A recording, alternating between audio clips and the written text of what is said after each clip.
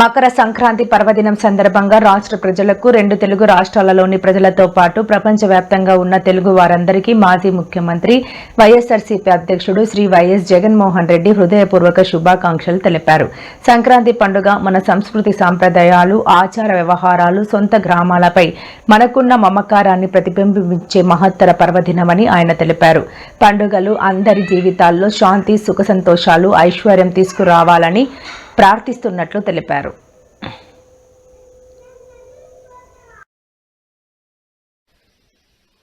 ఇక్కడికి వచ్చిన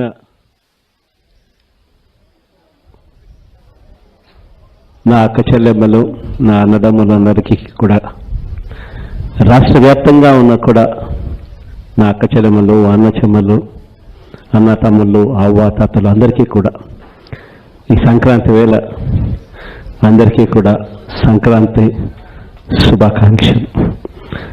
మంచి జరగాలని, దేవుడి ఆశీస్సులు ఎల్లప్పుడూ ఉండాలని మనసారా కోరుకుంటా ఉన్నాను. Thank you.